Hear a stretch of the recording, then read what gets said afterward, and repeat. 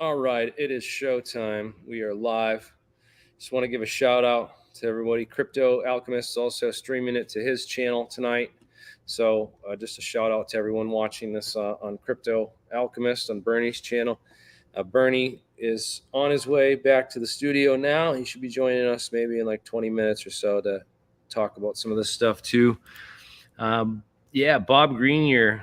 That would be cool to give some insight on Bendall's system. We'll get into the Bendall stuff at the end and talk about that.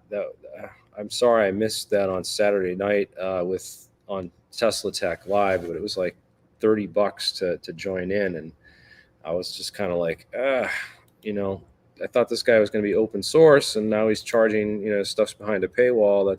That's not open source.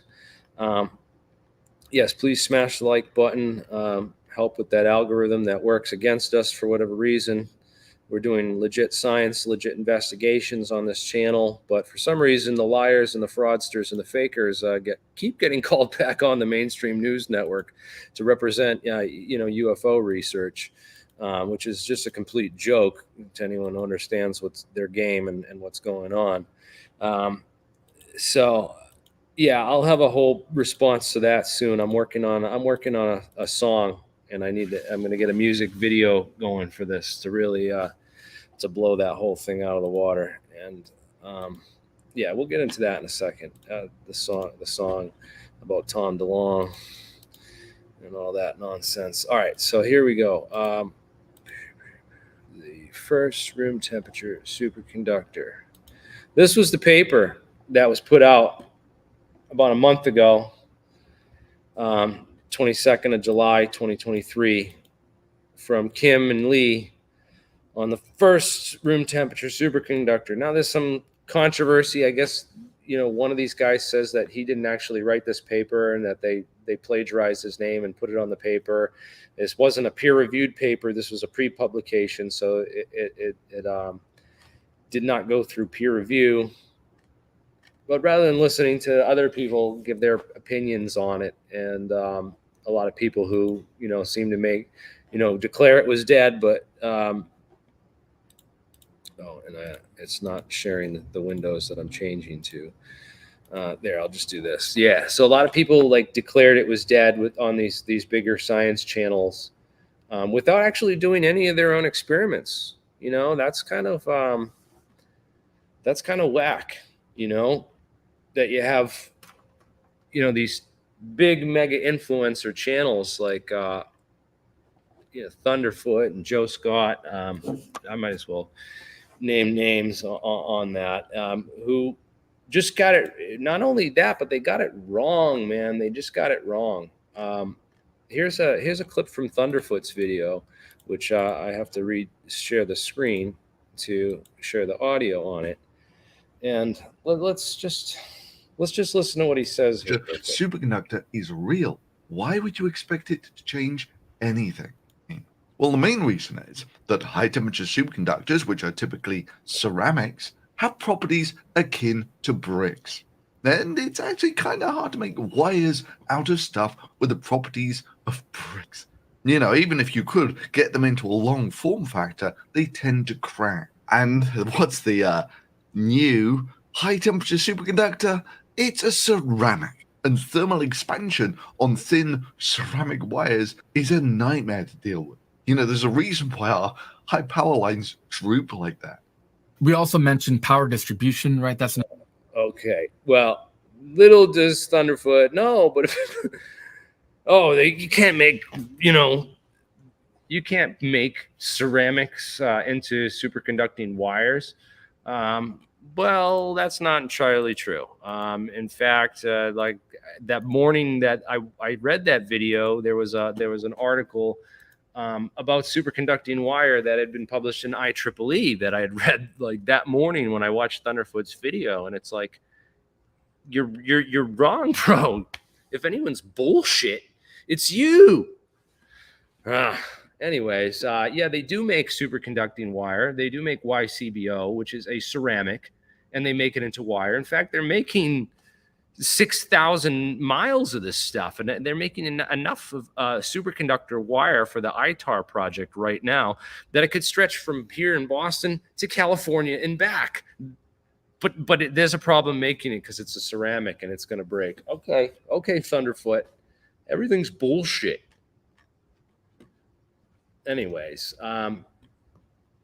yeah, moving along from that, Joe Scott did a little bit better of coverage of it. Not really. I think the best one Anton Petrov did some coverage of the LK99 too. So he did a pretty good summary of all the stuff on it. Apparently one of the things that I didn't know is that the location where their lab apparently is in South Korea. Like, some independent journalist went down there and filmed the place, and it just looked like a bum apartment building with just like some crap in the basement, and it just doesn't look like a place where there'd be like a legit lab and serious research going on. So yeah, the people have pointed out a couple problems with it so far, but we're here, of course, in the lab, just plugging away at actually building it. And I wish Michael was here to tell us more about it and talk about it, but he's upstairs talking to people right now and said he'd come right back down. But I want to text him and remind him because he just gets carried away.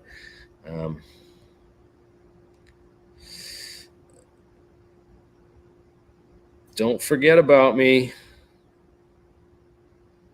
Anyways, we've got the lab going here now. We've been working here for about 2 months on a whole bunch of different experiments. Some of them we can talk about, some of them we can't. And we're going to break down a lot of this stuff for you today. This video was posted by Simon Holland talking about this recent article in Popular Mechanics on scientists trapping light inside a metamaterial and making it, more magnetic. And he mentions that there's a couple things he gets wrong, which I don't know if we should just play the video and go, but the main stuff is right around here where he get the fake tank and visibility video, and let's see, stop and present, share screen. Could it be magnetic? And here we go. Yeah, if you don't like uhs and ums, don't go to college, because you'll find a lot of professors do uhs and ums as they're trying to think of what they're talking about. Sorry, I don't make pre-scripted fucking videos for all you lazy fucking assholes out there that want these like beautiful channels where everything's, done professionally in a studio and everything. Like, I don't got time or money for that crap. This is the fucking real deal. We do real fucking science here. And if you don't fucking like it, then go to a fucking other channel. Give a fuck about you. I'm sharing with you now is a game changer. I include a link in the description to the original article. But let me tell you what happened today. Magnetic light. Whoa. Look at how he goes into like what happened today with magnetic light and then the woo documentary music.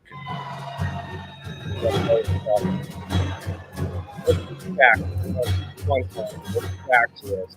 Popular Mechanics by Darren Orff. Scientists trapped light inside a metamaterial and made it 10 times more magnetic. Finding new ways to control light and magnetism will enable new technologies that we never thought possible. Scientists from City College, New York, CCYN, developed a way to effectively trap light inside a metamaterial and in turn make it magnetic. This breakthrough could lead to the creation of technologies like magnetic lasers that can leverage strong magneto-optical interactions. Modern life is made possible by electromagnetism. Any piece of technology you use today uses some form of electromagnetic energy that has been discovered over the centuries. But finding new ways to manipulate light, which is part of the electromagnetic spectrum, and magnetism combined will enable the creation of technologies we can't yet imagine. So how did they do it? Well, the metamaterial used was a semiconductor layered with chromium, sulfur, and bromine, and is a class known as Van der Waals, named after the Dutch physicist. These materials contain attributes not commonly found in naturally occurring materials. That's why we look at things that fall from space. Crucially, this metamaterial interacts with both light and other particles. It's these optical interactions that trap light inside the material in a magnetic bubble. Since light then bounces back and forth inside the metamaterial like a magnet, it is possible to apply an external magnetic field to alter the frequency of the light and so change its color and its appearance. This, for the first time, shows a magneto-optic response. Oh, it changes the world. Technological applications of this idea are massive. We can now make light. Well, this is the interesting thing that he says for the first time. Light steerable in space, in our atmosphere. You can steer an object made of light from. I actually, this is something completely new. But Len Howe did this like 10 years ago up at Harvard University. So, yeah, I don't know. Maybe this guy just doesn't know the history of the literature. He's confused on what stuff means. Because he says some things too that in our atmosphere and be controlled, a light emitting object that can be positioned and change color to any color you want. You can make things appear out of thin air. That sounds like a very game-changing technology to me. So he seems to be mixing up this stuff with the directed energy plasma technology, which he talks about earlier in the video. He talks about these plasma ghost planes, and he gets that wrong too, though, because he says, oh, they make this dot in the air, and he shows a parabolic dish here in the image. So the image is wrong, because what you need in order to create these plasma effects is you need two lasers, and you need to cross them. When the beams cross, that's when you get this that Project Bluebeam stuff. So the Project Bluebeam stuff, it's wrong, because you don't need a parabolic dish. There's no satellite dish that projects this stuff. You just take two lasers, and when you cross them in the air, it makes the dots. And if you cross a bunch of these dots really fast, and you can make displays, and kind of like your television makes combines a bunch of dots to make a picture. You can make a ghost plane out of this laser-induced plasma technology. But he gets that kind of mixed up with this stuff, and I don't know. It's just, I wish Michael was here to really lay it out, nice for us the way he did earlier. But he's too busy talking to whoever the hell he's talking to. I'm going to call him again, because he's just wasting time right now. Photonic entanglement based on nonlinear metamaterials. So this is the key thing about the metamaterials, which Simon doesn't specify, right? So Simon just says, oh, metamaterials, that all the metamaterials do this, but it's not. It's actually, this is only a thing. We're going to see warp drives and space-time effects and relativistic effects and that kind of stuff only in nonlinear metamaterials. So when we have photonic entanglement. So that is the key part of it that is missing from that Simon just leaves out, is the issue of that these crazy effects are happening with quantum entanglement, and we can get these nonlinear properties of metamaterials, and then try to understand the response and the relationship between linear response and these nonlinear responses in the materials. So very interesting stuff. But one of the things you see in the they talk about exotic linear behavior, but where's the one where it says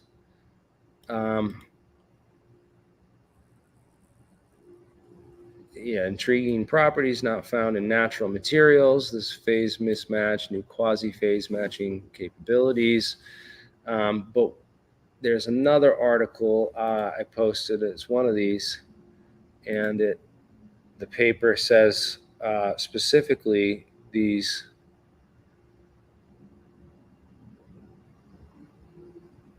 It says relativistic effects. Okay, so I don't know which paper it is now, if I have it right. Oh yeah, it's this one. emulation of general relativity effects. What the fuck does that mean, guys? So that is I wish I could blow this up bigger, but I can't on Mac because Mac's retarded. But read this paper right here. I'm going to share the link here. This is key because when you have these quantum metamaterials and you get these entanglements of spin and orbital angular momentum of a single photon, you can get photons that collide and interact and then get trapped, get slowed down, get stuck in these materials. And then you get all kinds of basically what are called quasi-particles that are formed inside these inside of the metamaterials. So the quasi-particles, all right, Michael's finally here to talk about this too. Make sure after I probably got it all wrong. But anyways, I showed the Simon Holland video, and people were saying that Simon's not a real professor. Yeah. And I was just pointing out all the stuff that he had gotten kind of wrong about this, because he didn't specify the metamaterials have to be nonlinear to get these effects either, and the entanglement effects. And I was just pulling up some of these this paper. Well, yeah, nonlinearity gives rise to every quasi-particle. Yeah. Because it's a. But in this particular material, all that they're doing is they have this material that basically changes color in a magnetic field, which actually that could be interesting for camouflage, maybe potentially, depending on the range of colors you can achieve. True. But it does imply a very large magneto-optic effect, and there's a lot you can do with magneto-optics. Right. I don't times the I don't know if magnetic this field. material. Yeah, so I mean, you're increasing the magnetic permeability by 10, or maybe decreasing. I forget which. I didn't read the paper yet, but yeah, you're changing the magnetic permeability by a factor of 10, and that changes the speed of the wave by a factor of 10. But it doesn't trap it or anything like that, as far as I know. I don't know. Popular mechanics is already kind of like a little bit. I mean, they jump the gun a little bit sometimes already, and then Simon took it a little further there. I know he needs a research guy on that team, and maybe pretty much. He does good editing and video making, man. I wish I had I could combine that kind of video editing. Well, yeah, we could do the and research. production. We could do the research. Simon could do the video editing. Yeah. Yeah, that would be great. compared to our channel, he's got a speed on video editing at least. Yeah, definitely. We're not the best on that, but that's all right. We all have our strengths here. Then this one, researchers manipulating time caused first ever successful photon collisions. Is there other photon collisions? There's got to be other successful. Well, this photon again, what is this? Again, this is kind of far from the. Switching gears. This is just next on the list. Well, it's just that. Over here. I don't know. They've sensationalized it a lot, is what I mean. But basically, they're saying that it's easier to make. So it's easier to access the Schwinger limit and make particle-antiparticle pairs if you apply light to plasma. So if you have plasma already there and you shine light on the plasma, then you can access the Schwinger limit, which, by the way, is what Sal Pies was saying months ago. So this may be soft disclosure, but basically, if you have the right material and you shake the atoms properly, then you can get you can approach the Schwinger limit. And that's because the light has some energy, but really you're using the mass energy of the particle plus the imparted momentum of the particle to break the Schwinger limit instead of using a photon, because a photon by comparison has very weak fields to it, but a matter particle, the energy density is way higher. So, and this is why everyone's freaking out about terahertz in the dark world, because like in the black projects, because I mean, terahertz, you're shaking those atoms at very high frequencies, approaching the Schwinger limit, and then with external fields and other stuff. But yeah, that's a very promising thing. But the way they're like putting that out in the news is very, very slow drip feed here. They're just trying to ring it up. I think I almost wonder if they're doing disclosure very, very slowly, just to like maximize the profits of the newspaper industries and stuff like all these Popular Mechanics and all these other sites. Yeah, they're I mean, they could explain this a lot clearer and faster. I don't know, whatever. It's like the slow drip, man. I swear. Then they're like, and then I got to watch things at 2x speed on YouTube these days. It's just so slow. Yeah. Well, I do that usually on everything except when I gets you through the thing faster. Can determine whether it's valuable use of your time and whatever.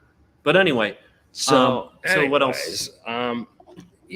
So anyways, we had the other thing we talked about is some of our experiments into. We have the Roswell sample. We have the Roswell sample. Oh yeah, we got now. it. We got it right here. I can just show it. Yeah, we can show that off. We're going to do some SEM on this, bring it under a scanning electron microscope.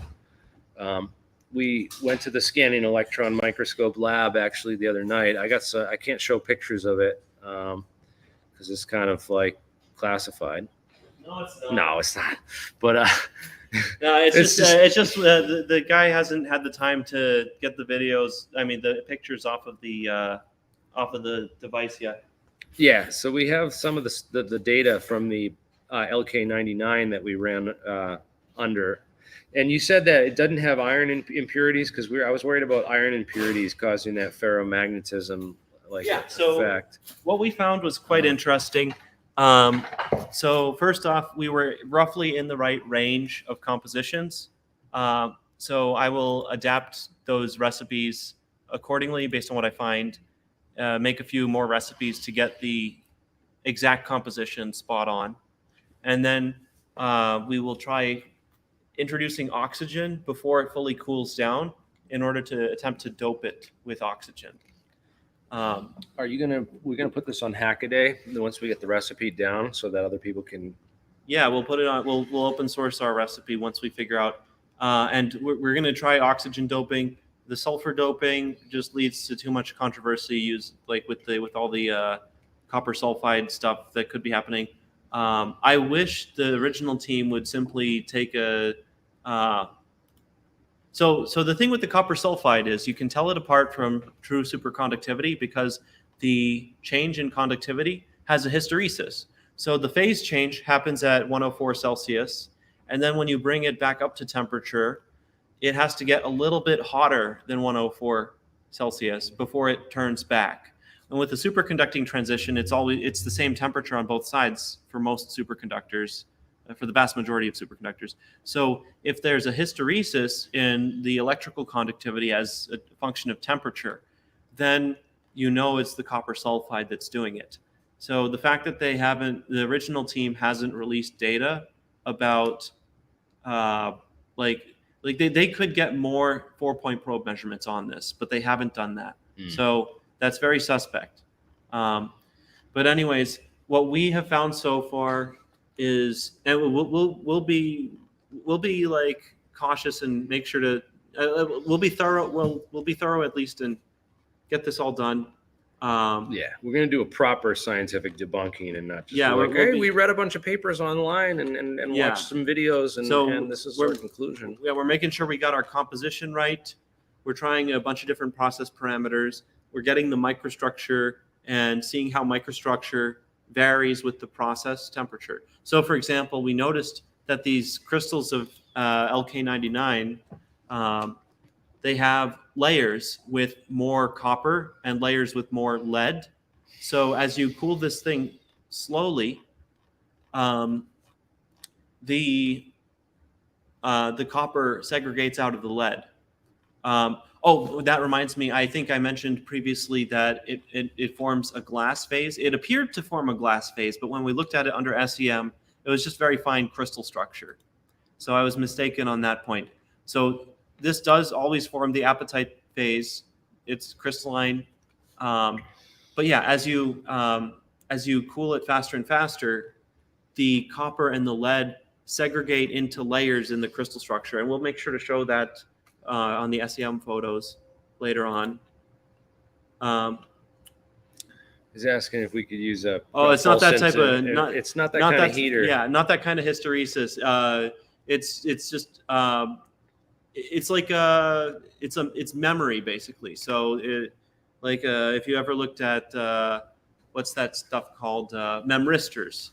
It's hysteresis in the same sense as a memristor. So it's not just jumping up and down. It's just like when you have a magnet and you're magnetizing it, you have a different magnetization curve than when you're demagnetizing it. So it's memory. It has memory of what fields were applied to it in the past up to a point. So that's the sense in which we like, because hysteresis, all these scientific terms get used over and over for different things all the time. So yeah, like if you look up, yeah, like this is a good diagram here. Yeah, so you got the curve, yeah. magnetization curve and demagnetization curve. Initially, it'll go through the bottom side of that, and then it'll go down the top side of that. And also, if you can flip that around so that your demagnetization curve is under your magnetization curve, then you actually can extract energy that way parametrically. So there you go. That's literally all the stuff Eric Dollard's talking about, and yeah.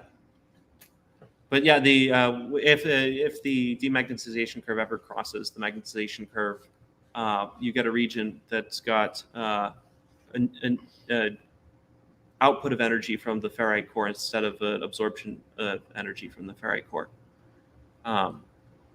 So that's cool stuff. And the way to get that to happen is with the parametric driving. So you have a coil 90 degrees to the original coil, and each one changes the apparent magnetic susceptibility of the ferrite billet according to the other ferrite core, the other winding. My bad. So anyway, yeah, that's all that. Yeah, parametric oscillators and all that stuff. Yeah. And it's all very related to squeezed states, and squeezed states are all very related to gravity. These quasi-particles. Squeezed vacuum states might be gravitons. They might be gravitons. We're still looking at it. But yeah, because gravitons are a spin 2 boson. Squeezed vacuum states are a composite quasi-particle made up of 2 spin 1 particles. So they would have spin 0 or spin 2, like a graviton would. Yeah, there you go, squeezed vacuum states. Anyway, we're getting a little off topic though. Back to the other stuff. Yeah, this is stuff we've gone over. We've mentioned it in the past. Maybe not this concisely, but it's all people can look at sense. People like this stuff. So Mel Bendall, have you checked out the? Oh, or when we should talk about the extraterrestrial materials. Yeah, let's get through that. Oh, and also we got the Roswell sample. We'll put it under S. Oh, let's bring that up full scale. So yeah, we got the all good, and we'll put it under SEM very soon. Yep. Yeah, I'll put that back in the. Well, I'm not going to say Frank Kimbler sent that to us. He was on Ancient Aliens, and he goes and does these Roswell archaeology expeditions with a buddy of mine named Chuck Zukowski.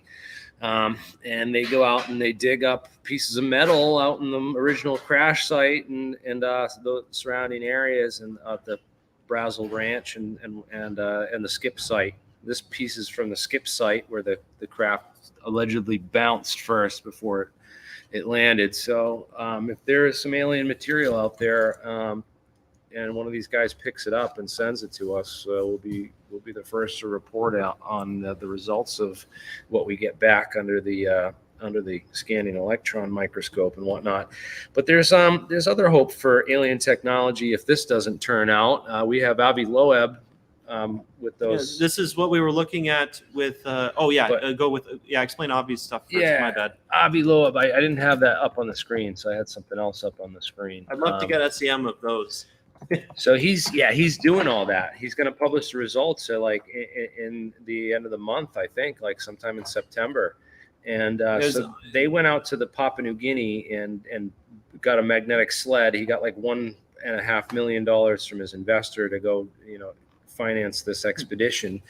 They scraped up some interstellar asteroid pieces off the bottom of the ocean, and now they're going to analyze those and put the results out. And he's bragging that he's going to have, he's got the evidence for extraterrestrial life, and he's going to, it's exciting because he, based on his early claims, he seems to be saying that this is just all ads. This is awful. Microsoft Start, MSN, screw MSN. Jeez, suck. There's like no pictures from the actual article. Nothing. Anyway, but actually, yeah. So I think on one of his blog posts, he mentioned that the alloy seems to be iron manganese instead of nickel iron. So that's very unusual. And yeah, that could be a technological thing, maybe. It had some titanium as well. So that's I would like to. We have the furnace. We should try making that alloy, titanium, nickel, manganese. See what its mechanical properties are. You know what's really weird, right? Is right after Roswell, the top metallurgy contractors who did work on the Manhattan Project and had the highest security clearances, Battelle was working on titanium alloys. Nickel titanium, though, not like this. Not one. Every titanium alloy. They had aluminum titanium alloys. They had the whole thing. Oh, that's interesting. It's the second progress report by Battelle. It's by John Elroy Center and Craig Whitehead. Could the be scientists on it. So they were working on titanium before that, though. I thought, right? Maybe. Some stuff, but they got really interested in it after Roswell for some reason. Whatever they found, which I think is curious. And then Avi turns up these, and then titanium aluminides have like quasi-crystals that can form in them that they showed. Nice. So lots of interesting science there. But moving along from Avi and the anticipation for his upcoming paper, we have the Carbonado diamonds, Bahianite, and also the idea of extraterrestrial diamonds. Yeah, so there's two locations on the planet, one in I think the Congo, and one in Brazil and Central African Republic. Central African Republic, yes. Carbonado, in Brazil, and they're not naturally consistent with any of the surrounding geology. So they're basically they form in they're in sedimentary deposits at both locations. Neither deposit is associated with kimberlite pipes, and the isotope ratios don't match anything from the solar system, not to mention Earth. So people generally think they're extrasolar. Some people think maybe they came from like a natural nuclear reactor where there's just enough uranium, or that it all reacted. I don't know about that. You would get amorphous carbon, not diamond, from that. And it doesn't. Yeah, just the radiation hypothesis. Largely, people don't really agree with that these days. But there's an extraterrestrial origin hypothesis, which is accepted by the academic community because there's currently no geological explanation for where these things. They basically say it would have had to form in a supernova. Yeah. Except we took a look at that like a year or two ago, maybe 3 years, and we found that there were acicular grains of what appeared to be titanium, which happens to be a very good nitrogen getter at high temperatures. So if you want to sinter diamond, and you want to strengthen it, you would use titanium powder to capture all of the nitrogen and prevent it from altering the So nitrogen So, gas prefers the formation of graphite to diamond. Chlorine gas prefers the formation, or hydrogen prefers the formation of diamond over graphite. So, if you want to sintering, get, when you're talking about this, we're talking about aliens built their craft literally out of diamond. yeah, they may have used. They may have. That'd be great for radiation shielding. And Yeah, it would it'll also be super mechanically, and it would be extremely stable over billions of years. I wonder if the other thing is the timing. This deposit of Carbonado diamonds appeared on Earth right before the Great Oxygenation Event happened. Yeah. So it looks like maybe it was a component. These may have been components from a terraforming probe that seeded photosynthetic life on Earth. And if that's true, we should be able to go to blue-green algae genomes and search them for gene drives and other evidence of editing. Yeah. So Well, there's a missing link in the human, chain there somewhere. A lot of people think that we were edited too. So I don't know. But with this, at least we can go check that hypothesis. The other way we've looked at that hypothesis is there's another material that forms in that area called Bahianite. And yeah. So it's an aluminum antimony oxide hydroxide. And generally, people think that this formed via standard sedimentary processes, like with water over many, many centuries. Something with high lead, antimony and aluminum. Yeah, so Yeah. they believe, but the thing is, I don't know of any other location on Earth besides Bahia in Brazil, which has Bahianite. That's And weird. And that's that's the location. That also happens to be the plateau where we find the Carbonado diamonds. wow. So So they got this alien ceramic and alien diamond they're building their ship out of. it looks like.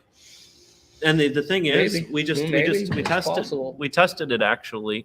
Yeah, we made some of this. Bahianite, and this was our first test recently today, but based on the EPR data from the Bahianite samples that were present, we made this cement. This is not fully sintered. It didn't fully sinter, but it's fairly structural. Yeah. It scratches glass despite being powdery, so it's much harder than glass. There's a small possibility it could be diaspore, but I don't know. We need to do more research. We didn't heat it up hot enough to form diaspore, so I don't think it's that. In any case, we were able to scratch glass with this stuff, so it's like alien concrete or something. Maybe they established something on Earth and they used this material for the foundations of something that had to last thousands of years. It's easy to do if you add chlorides to it. So if you process this with hydrochloric acid, you get a little bit of antimony chloride, aluminum chloride, and a little bit of ferric chloride. Then you have this composition which sinters very nicely. So we're going to try hot isostatic pressing next, and that should get us something fully dense. And it also, a lot of these chlorides evaporate out at relatively low temperatures. So hot isostatic pressing should keep the chlorides present and sintering stuff for longer, because eventually they evaporate out and you get this chalky stuff. So we're going to try hot isostatic pressing next, and I think we'll get some very interesting results soon. Very cool. So, yeah. And this also sinters like normal sapphires, like aluminum oxide. That sinters at like many thousands of Celsius, probably over 2,000 Celsius, around 2,000 Celsius, I would say. But this sinters at just 200 Celsius, just 200 Celsius, and it's as hard as sapphires.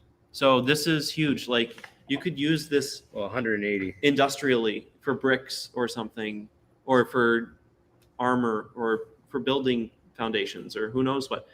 Yeah. And it lasts like 2 billion years potentially. So this is like huge. Yeah, that's good stuff, man.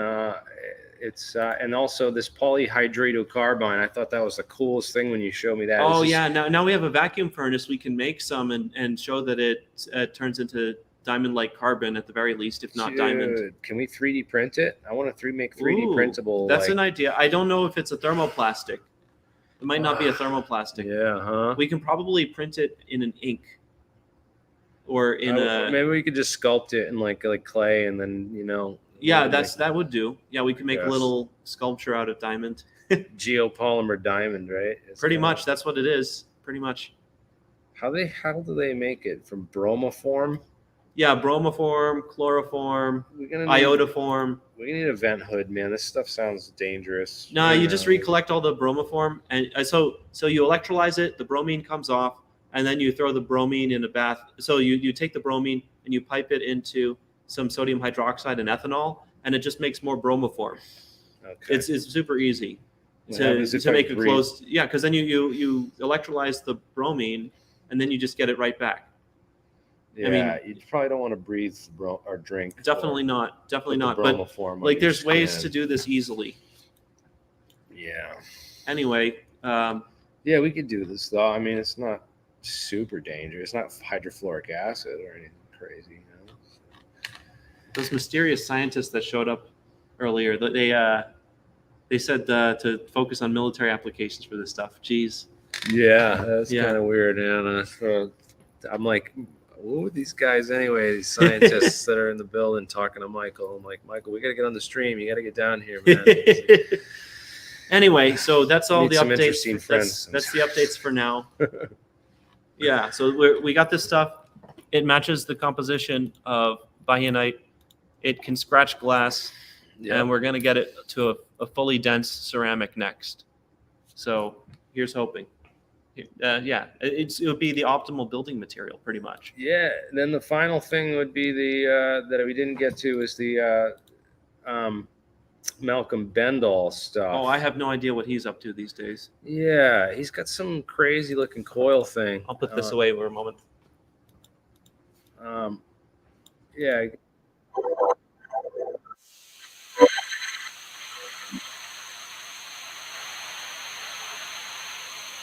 This is the promo video. This one's boring with the What's he doing these days anyway? If we can get to the point. yeah. Where's the one? This one. Yeah.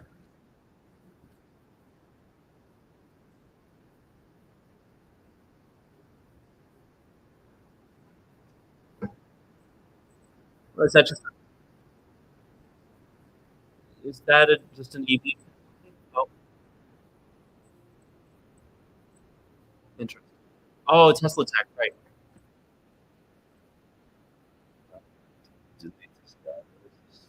Scamming. Fucking thing. I hope you're muted.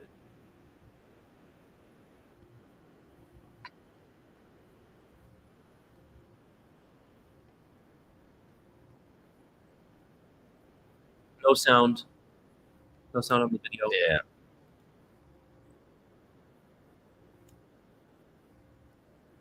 $99 you can buy a live stream ticket to see Malcolm present at the Tesla Tech 2023 conference this weekend.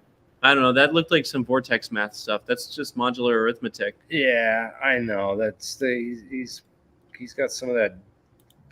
Mark. So many of you have been asking me what's going on with the I got to show the clip from Marco Roden at last year's Tesla Tech. It was sort of embarrassing. technology. Oh, you know what's interesting? I was. As you can see, How's that? this is Are we just getting sound from that? Can they hear us?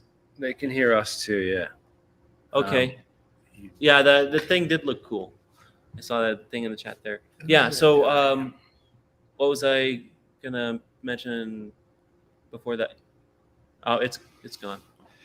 Yeah. Darn. He's got. Oh, yes. So I was at a a larger hub. some interesting folks, and I met this lady who had a proof of the Collatz conjecture. She's going to publish soon. So What's this? Collatz? Collatz conjecture.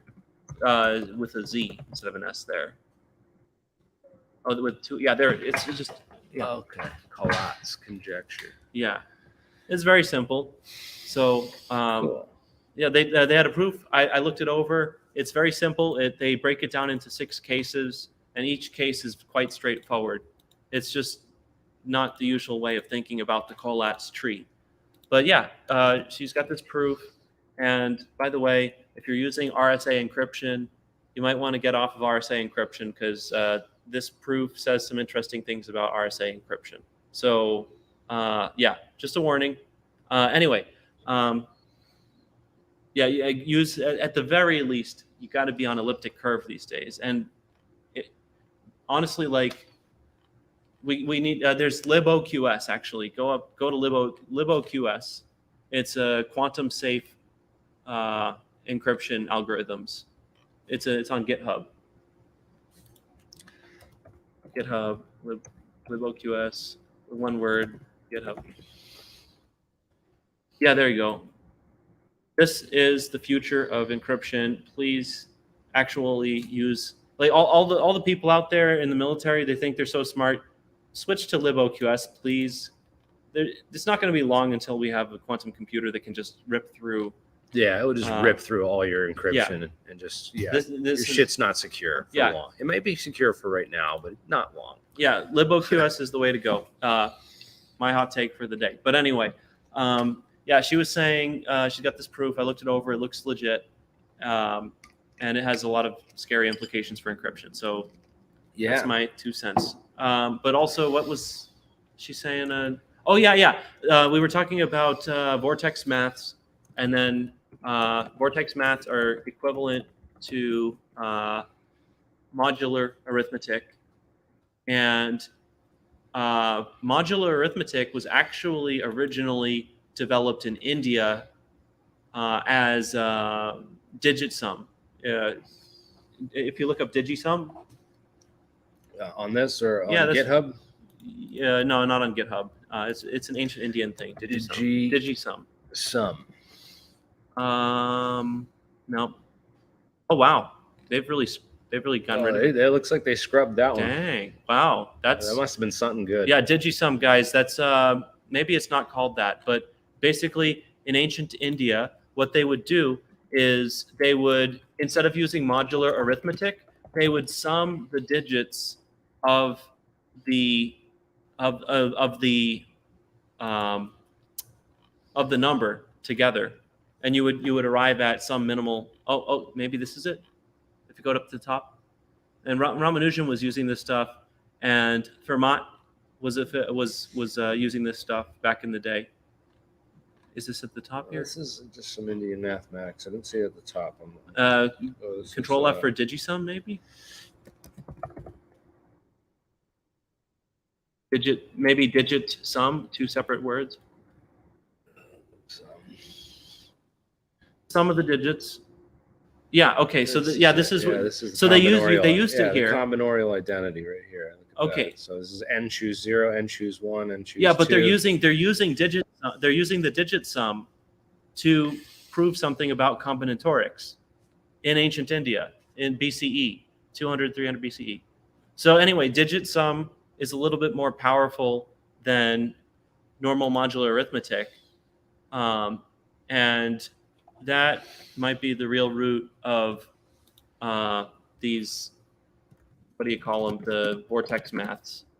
Because in digit sum, you get these different equivalence classes that kind of just repeat on. And anyway, yeah, you can get infinite sets of classes. Well, anyway, I won't go into it too much more, but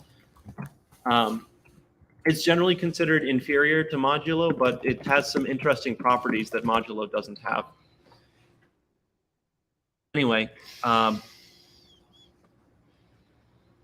I don't know. That's all I got for today.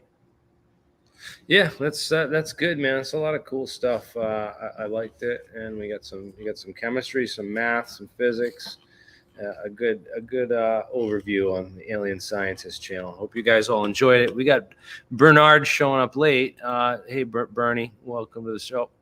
Hey, I added. Hey, sorry, I was stuck in rush hour construction traffic, but probably for the best I didn't interrupt. You guys did an epic job laying it all out and explaining it and stuff. It got me excited for potentials of this different superconductivity, the nanotechnology, and just taking it to the whole next level of development. Sort of. Have you played around with digits some? Are you familiar with it? I am not. Fermat knew of it before the other folks in Europe, so he was using modular arithmetic before them, which is why he got Fermat's his last theorem and his little theorem and all these things that are used in modern encryption.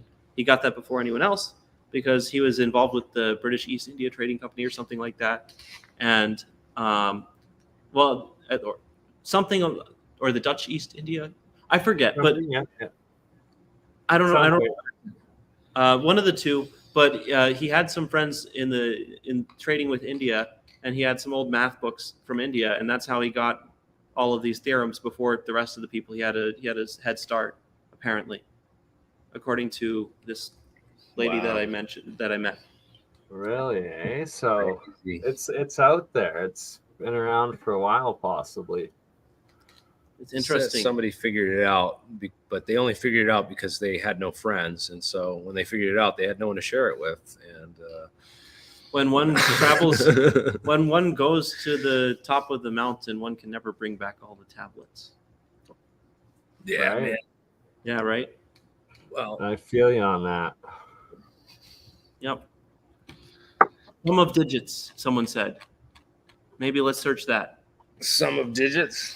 All right. Well, it was right in the thing, man. Well, they had it there, yeah. It was called Pingala. Sum of the digits. Post-Vedic Pascal's triangle binomial coefficients. Ooh, they got some binomial fun theorem. stuff.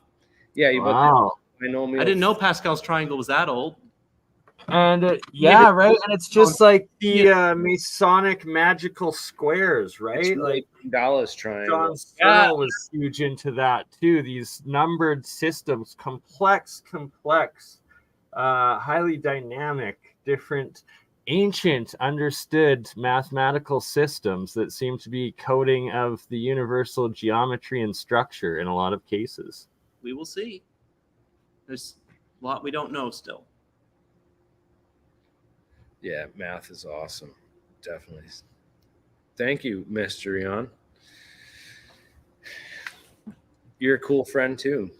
Let's see. Right? It's a cool community. It's sharing of ideas, minds, and open sourcing that technology.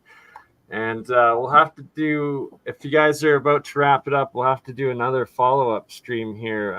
Mike included there with these metamaterials and a lot of what you've been talking about.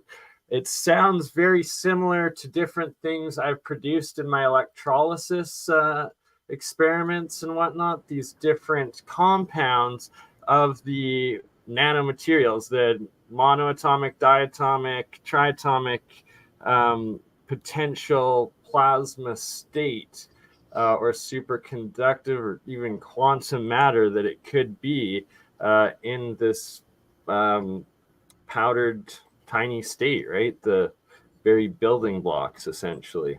And red state. I mean, if you get us some of that, we'll put it under SEM and see what I can't wait to look at some of your chemistry experiments. Okay. Well, you should, in the private chat, post this mailing address for you guys, because I actually have been putting together a whole bunch of samples to ship out. So if you have more than a gram or so, we can also do differential scanning calorimetry, which is a useful technique for identifying materials.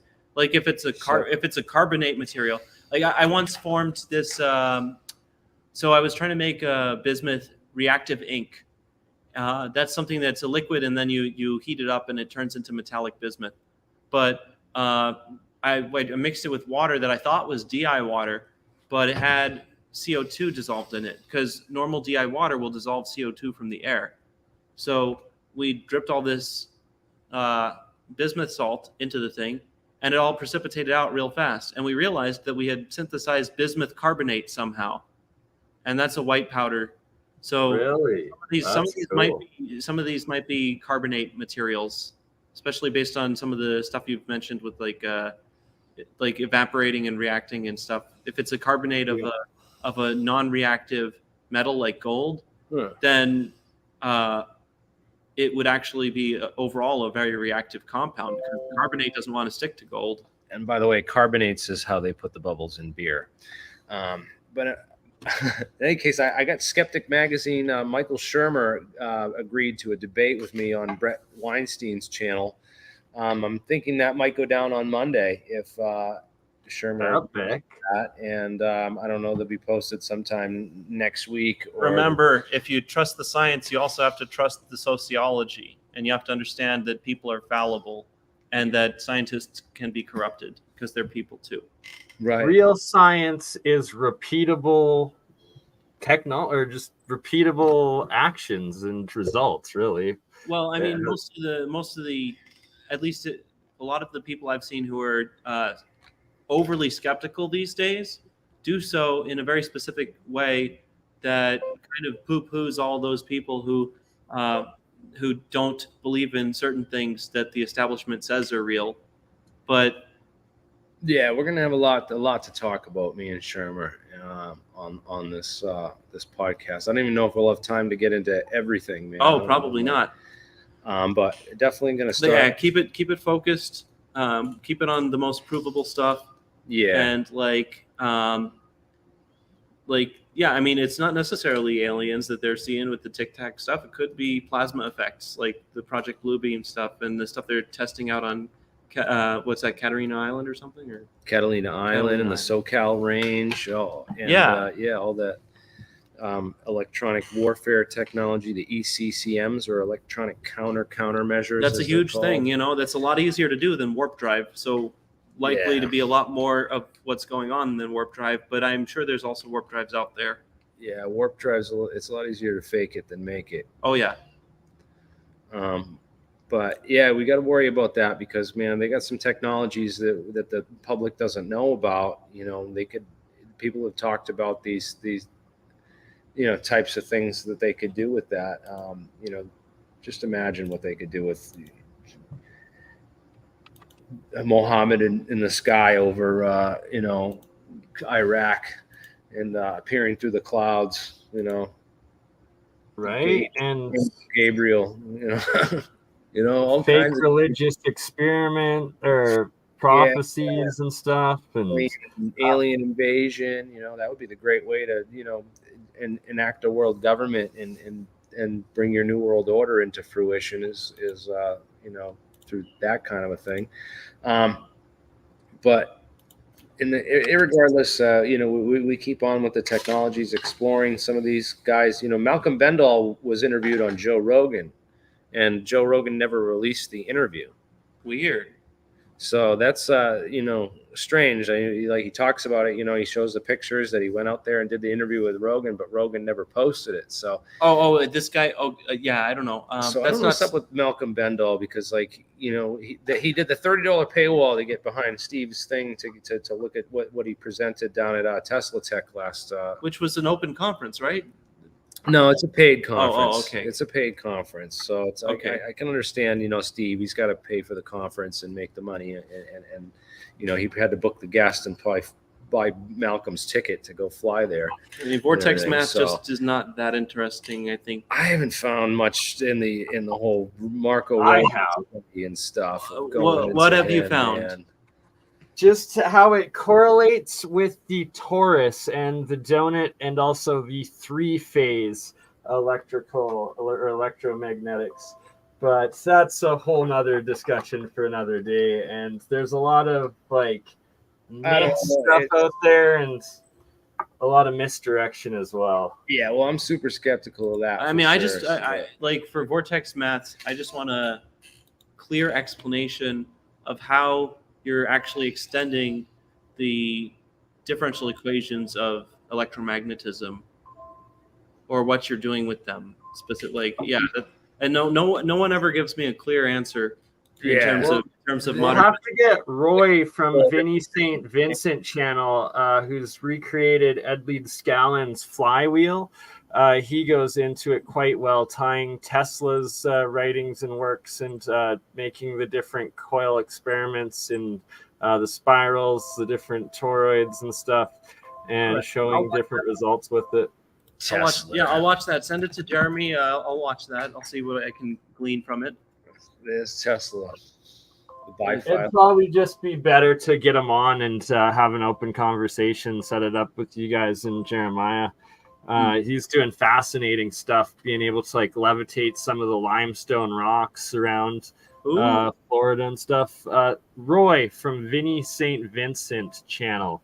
And he's got a huge garage lab where he's recreated the 24 horseshoe magnet flywheel, then connected them up to a whole bunch of different Tesla coils, bifilar coils, and it's quite fascinating stuff that he does. Well, I mean, the simpler the design, the more evident the underlying mechanism. That's the thing. So that's what I'm hoping to. But I would love to get back in touch with Jeremiah and see what he's up to these days. I'm sure it's fascinating.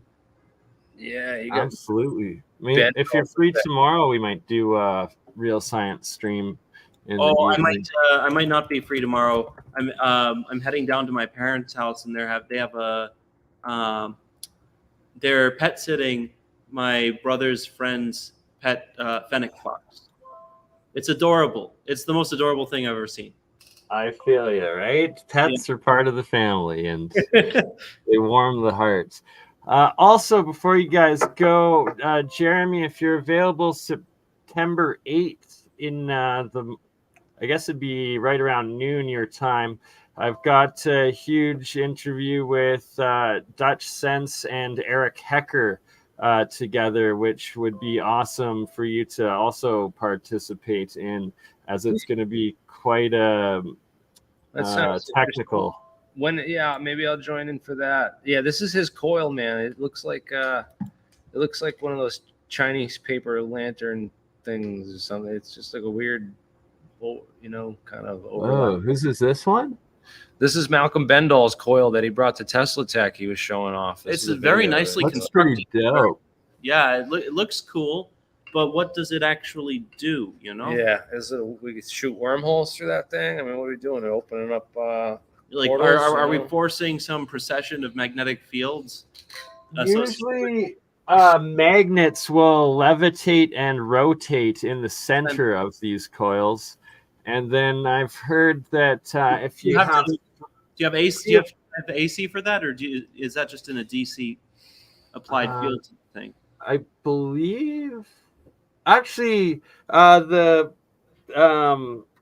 it's AC that goes through my Rife coils that I was given, and they do it only at 36 hertz, but they'll spin and levitate the magnet a little bit, but they don't work nearly as well as the different Rodin coils. And I believe he got the mathematics, the geometry of it wrong. He used 16 points instead of 12, or sorry, used 14 points instead of 12 or 16 that I believe are better, as does Jeremiah. And I guess I gotta run, but I'll chat with you. Yeah, you know what? I'll go sure. on. Maybe I'll have the fennec fox at home, and I'll have it on my shoulder or something. Even at the end of the next APEC in the open discussions, I'll have some things set up, and we can aim for then too if you're busy tomorrow. Yeah, it's a shame we didn't get to connect with Bendall. Maybe I'll be available though. That's what I'm saying. Okay, cool. I'll try to make myself available. Send me a link. Okay, you gotta jump on the live stream with that fox, man. That would just be like a good show off. Maybe, yeah. That'd be awesome. That's pretty cool. All right, guys. Well, everyone in the audience, thanks for watching. This is, that's pretty much it for what I wanted to cover and talk about tonight. There's lots of interesting things going on. I'm really looking forward to Glow Up dropping that paper, and whatever results we can come up with here at the lab, and hopefully, if anyone out there has some really cool samples of stuff that looks more alien than these samples we've gotten so far, please my email's in the bottom link, TheAlienScientist@gmail.com. Please reach out.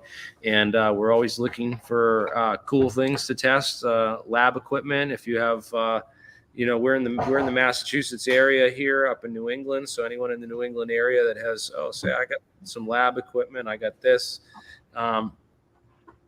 any kind of stuff like that. And please get in touch and donate.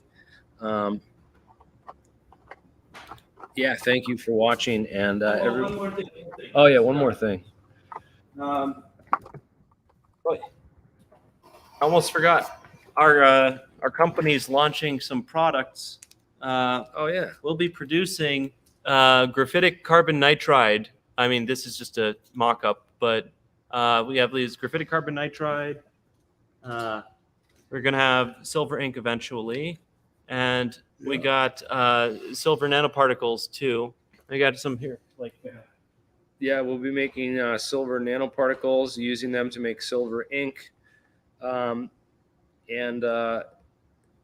trying to get some of these other things developed into usable products that we can sell in the market. We're going to start putting a store together.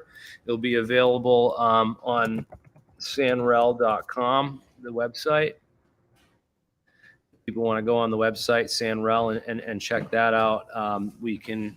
if anyone wants something like a little cool desk toy, the bismuth nanoparticles, the bismuth nanoparticles glow under laser light. A very beautiful.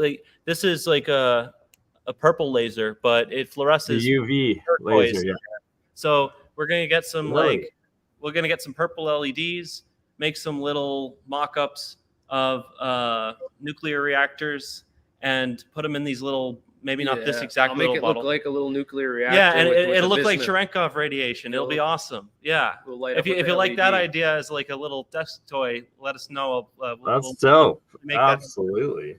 Yeah. a little I'm trick sure you'll sell a few. desk toy. And Like I a got to little- send you guys some samples of my red state matter, the white state, the purple state gold and silver I've been creating, and purple zinc I've been creating, and of course the clear aluminum, clear copper jelly substances that I've also been creating. That might be a mixture of aluminum chloride and aluminum hydroxide, but I'm excited to take a look. Interesting, Yeah.